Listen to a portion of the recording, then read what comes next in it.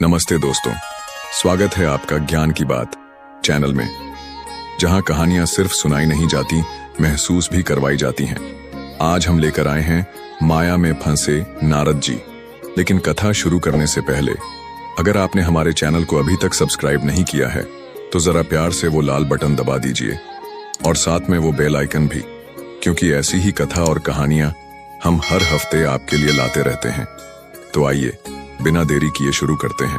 एक बार नारद जी को यह अभिमान हो गया कि उनसे बढ़कर इस पृथ्वी पर कोई दूसरा भगवान विष्णु का भक्त नहीं है। उनका व्यवहार भी इस भावना से प्रेरित होकर कुछ बदलने लगा। वे भगवान के गुणों का गान करने के साथ साथ अपने सेवा कार्यों का भी वर्णन करने लगे। भगवान से कोई बात छुपी थोड़े ही रहती है। उन्हें तुरंत इस बात का पता चल गया कि वे अपने भक्त का पतन भला कैसे देख सकते थे। इसलिए उन्होंने नारद को इस दुष्प्रवृत्ति से बचाने का निर्णय किया।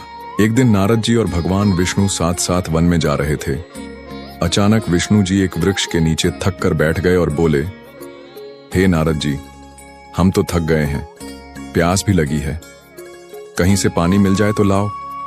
हमसे तो प्यास के मारे चला भी नहीं जा रहा है और हमारा गला भी सूख रहा है। यह सुनकर नारद जी तुरंत सावधान हो गए। उनके होते हुए भगवान भला प्यासे रहें। वे बोले, भगवान अभी लाया। आप स्वीकृति प्रदान कर दी और नारद जी को अपने ही घर में रख लिया।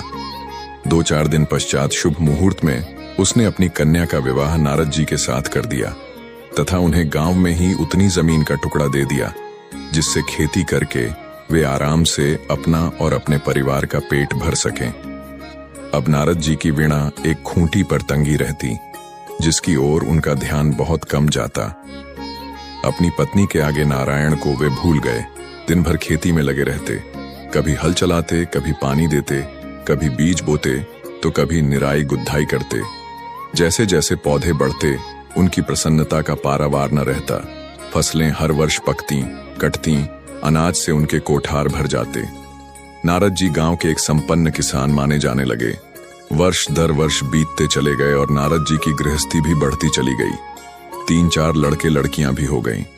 अब नारद जी को एक क्षण की भी फुर्सत नहीं मिलती थी। वे हर समय बच्चों के पालन पोषण तथा पढ़ाई लिखाई में लगे रहते अथवा खेत में काम करते रहते थे।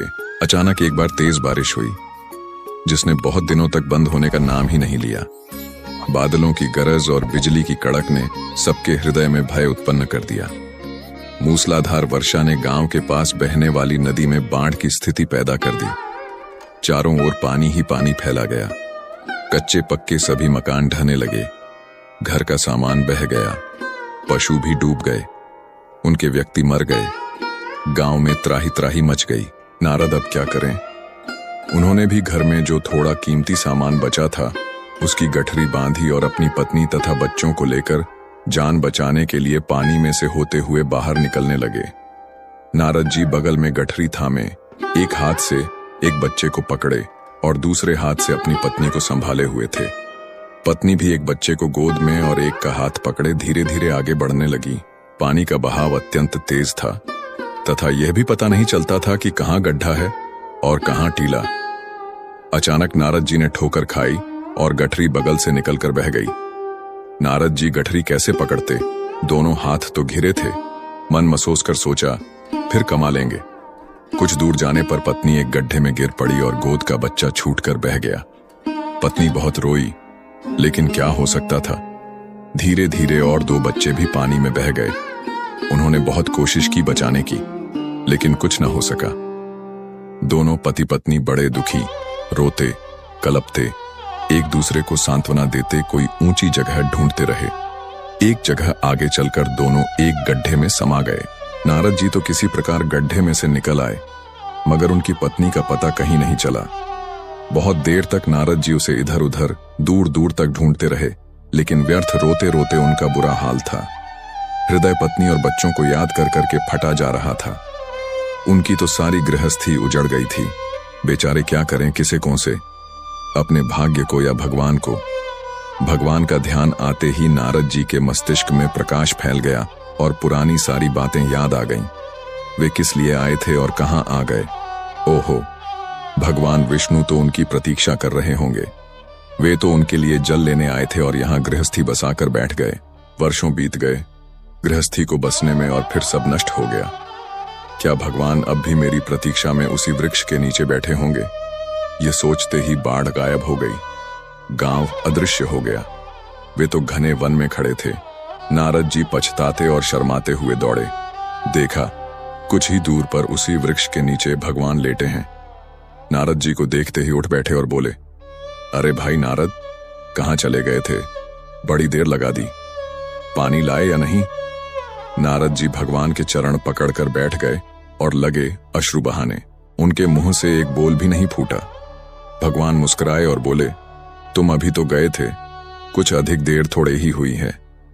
लेकिन नारद जी को लगा था कि वर्षों बीत गए।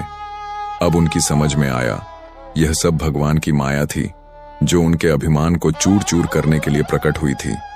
वे सोचने लगे, उन्हें बड़ा घमंड था कि उनसे बढ़कर त्रिलोक में दूसरा कोई भक्त नहीं है। लेकिन एक स्त्री को देखकर वे भगवान को भूल गए। उसको पछतावा होने लगा और उनका घमंड जरा सी देर में ढेर हो गया। वे पुनः सरलता और विनय के साथ भगवान के गुण गाने लगे। तो दोस्तों, कैसी लगी आपको आज की कहानी? अगर पसंद आई हो तो कृपया वीडियो को लाइक करें और कमेंट में अपनी राय जरूर लिखें। अभी तक आपने हमारी चैनल को सब्सक्राइब नहीं किया तो कर लीजिए, ताकि आने वाली हर वीडियो आपको मिलती रहे। नमस्कार, धन्यवाद।